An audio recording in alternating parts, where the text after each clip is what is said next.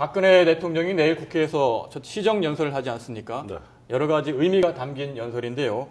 내년도 정부 예산안 그리고 민생 살리기 법안 이런 입법에 관련 이야기도 할 걸로 예상되지만 여러 가지 이번 사건, 남북 정상회담 회의록 사건 등 전국 현안에 대해서 입장을 발표할지도 관심이 가고 있는데 먼저 청와대를 취재하는 김종균 기자의 보도를 들어보고 이야기를 나눠보도록 하겠습니다. 네, 먼저 보시죠.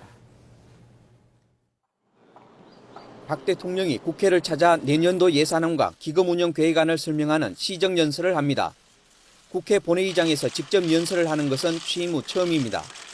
또 역대 대통령이 직접 국회 시정연설을 하는 것은 이번이 네 번째입니다.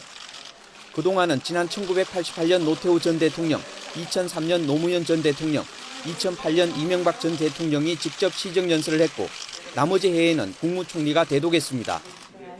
박 대통령은 우선 정부가 편성한 357조 규모의 새해 예산안과 국정운영 방향을 정치권에 설명할 예정입니다. 특히 경제 활성화와 일자리 창출을 위한 각종 입법 현안에 대한 국회와 정치권의 협조를 요청할 것으로 전망됩니다.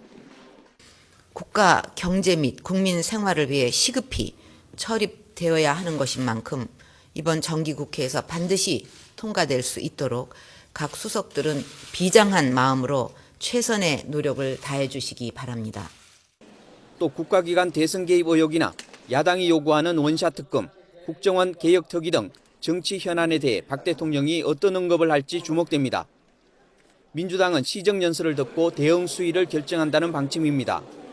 하지만 박 대통령은 선거 개입 의혹의 경우 사법부의 판단을 지켜본 뒤 결과에 따라 엄중한 책임을 묻겠다는 기존 입장을 고수할 것으로 보입니다. 지금은 현재 진행되고 있는 사법부의 판단과 결과를 기다려야 한다고 생각합니다.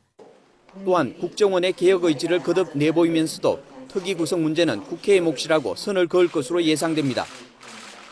특검 등 정치 현안에 대한 여야의 시각차가 뚜렷한 가운데 박 대통령의 시정연설은 연말 전국의 향방을 결정하는 분수령이 될 것으로 보입니다. YTN 김종길입니다.